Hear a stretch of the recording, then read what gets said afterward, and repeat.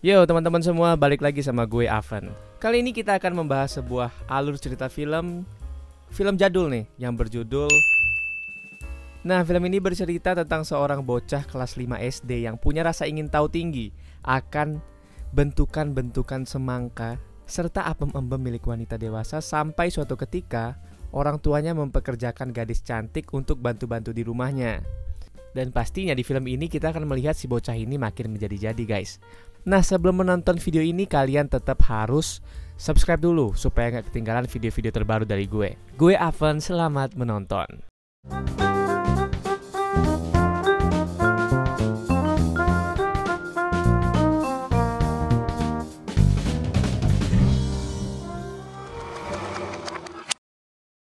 Film ini akan berfokus pada seorang bocah yang bernama Noura yang masih umur 12 tahun. Di usianya yang labil itu, Noura pun mengenal dua orang teman yang usianya lebih tua darinya, yaitu Munir dan juga Monsef. Ketika Monsef, Munir, dan Noura lagi mencoba kenalan sama gadis-gadis pesantren, tiba-tiba muncul pamannya Noura yang memperhatikan mereka. Mereka pun langsung kabur ketika digas sama pamannya itu, karena ya nggak sopan juga ya kan. Dan lagi pula mayoritas masyarakat di sana itu beragama Muslim. Meskipun Noura masih cukup bocil, Noura ternyata punya sampingan penghasilan, yaitu menjadi pengantar barang. Noura pun tiba di rumah pelanggannya yang bernama Paman Sally. Mereka lalu mengobrol sebentar. Lalu gak lama kemudian datanglah seorang wanita yang kayaknya adalah wanita callingan. Sally dan wanita itu pun akhirnya masuk ke rumah dan Noura mendengar suara gurih yang sangat merdu. Ketika tiba di rumah Noura, ia pun diomelin habis-habisan sama bapaknya dan juga pamannya akibat genit-genit sama gadis pesantren tadi. Beruntungnya ibunya Noura ini berhasil meredam emosi sang suami dan juga adiknya itu. Bon, d'accord.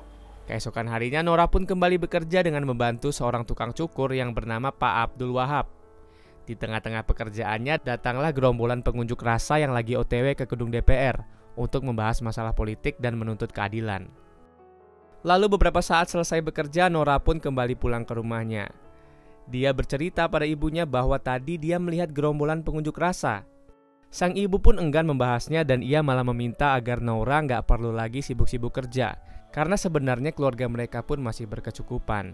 Lalu di sore harinya Noura dan Munir pun nongkrong di rumah Sally sambil minum-minum. Gak lama kemudian mereka tiba-tiba didatangi gerombolan warga kampung sebelah. Akibat Monsef ketahuan genit-genit sama gadis pesantren lagi. Beruntungnya nggak terjadi keributan tambahan. Canari, ya? Karena mereka semua pada salfok nih, sama seorang wanita yang sangat cantik di mata mereka. Wanita cantik itu ternyata merupakan sepupu dari ibunya Noura yang bernama Latifah. Kedatangan Latifah di kampung itu pun bukan tanpa alasan. Dia ingin berdagang di sana dan menumpang di rumah sepupunya itu. Namun alasan utamanya adalah karena dia baru aja diusir dari kontrakannya karena ketahuan ngeladenin suami pemilik kontrakan. Status dari Latifah sendiri adalah seorang janda yang ditinggal oleh suaminya yang meninggal dunia, dan ketika ingin izin untuk tinggal, Latifah ternyata ditolak oleh bapaknya Noura karena dianggap hanya akan menjadi beban tambahan. Lantas ketika Jamila atau istrinya ini mengatakan kalau Latifah handal menenun kain, Aziz pun akhirnya berubah pikiran dan ia berencana untuk memperkerjakan Latifah karena dia pun punya usaha di pasar.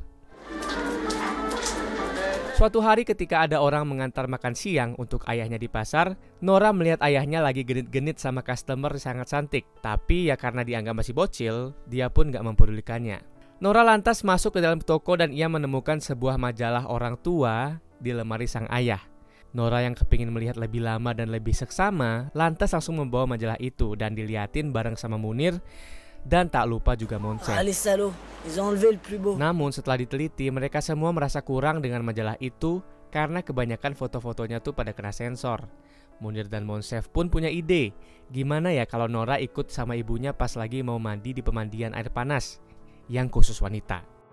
Dan nantinya Noura diminta untuk segera menceritakan detail-detail atau apa-apa aja yang udah dia lihat. Noura pun balik dan meminta izin kepada ibunya untuk ikut ke pemandian. Sang ibu yang merasa kalau Noura ini masih cukup kecil, lantas nggak menaruh curiga kepada anaknya itu. Quoi? C'est toi qui demande d'aller au hammam? Je renonce. Mereka pun akhirnya segera berangkat menuju pemandian. Ketika sampai, Noura pun awalnya dilarang masuk nih oleh penjaganya. Namun ketika Jamila mengatakan bahwa Noura masih anak-anak, Penjaga itu pun akhirnya mengizinkannya. Ketika masuk ke dalam, Nora pun benar-benar takjub karena dirinya bisa melihat semua lekukan body-body dari segala usia. Dari yang udah mengkerut sampai yang masih singset pun ada di situ cuy. Nora benar-benar gak pernah kedip ngeliatin pemandangan indah itu. Setelah selesai, ia pun mencoba menceritakan pengalamannya kepada Munir dan Monsef. Nora bilang kalau sebenarnya dia cuma bisa ngelihat bagian atasnya doang.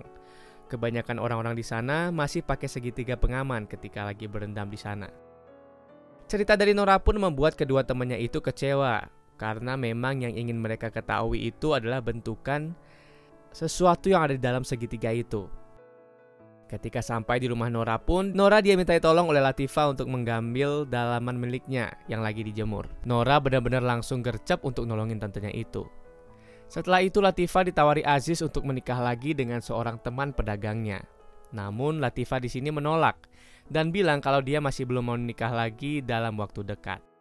Keesokan harinya mereka kedatangan seorang tamu nih dari luar desa yang bernama Muhtar. Si Muhtar ini adalah seorang guru dan maksud kedatangannya adalah ingin menitipkan seorang anak yatim piatu yang gak memiliki saudara lagi. Anak itu bernama Laila, usianya hanya 3 tahun lebih tua dari Nora. Lalu Aziz dan Jamila pun akhirnya menerima Laila untuk tinggal.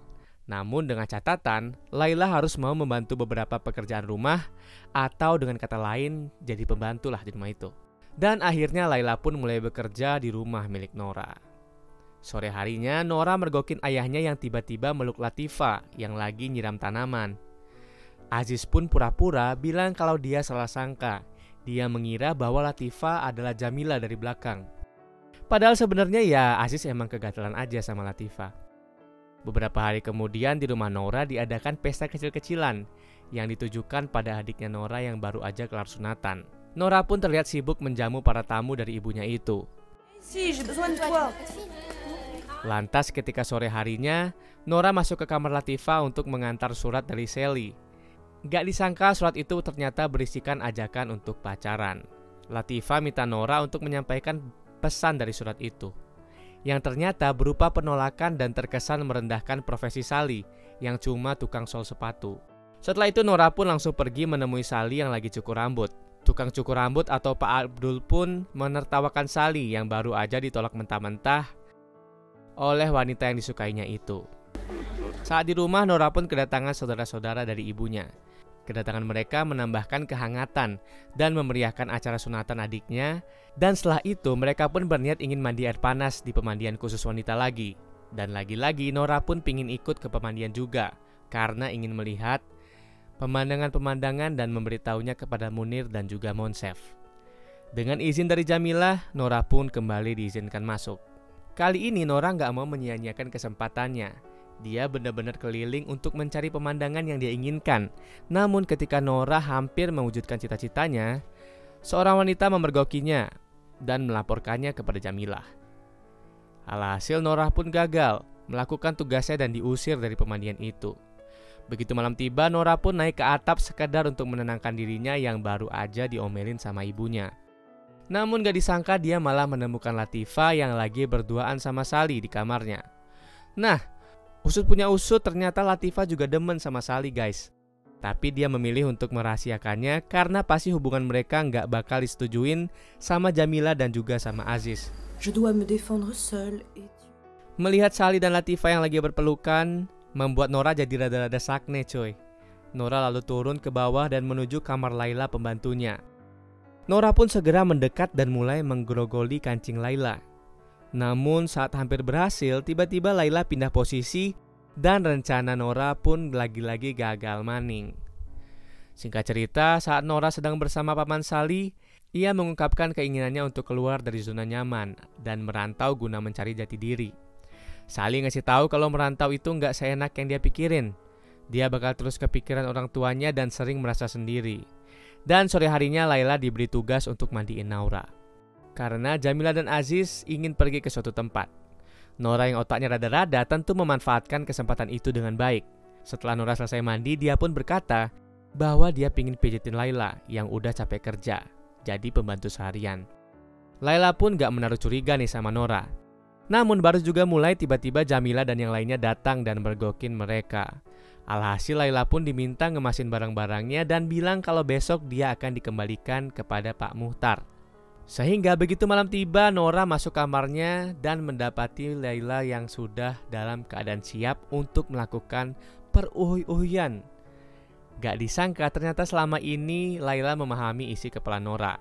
Dan Nora di malam itu pun melepaskan kesuciannya dengan pembantunya sendiri. Lalu pada keesokan harinya Pak Muchtar pun datang untuk menjemput Laila. Aziz dan Jamilah pun memberikan sejumlah uang sekedar untuk ongkos mereka. Dan di saat itulah, baik Laila maupun Nora saling tersenyum, yang menandakan bahwa mereka saling jatuh cinta dan akan segera bertemu kembali. Namun sayangnya film harus berakhir sampai di sini. Cerita yang cukup menarik,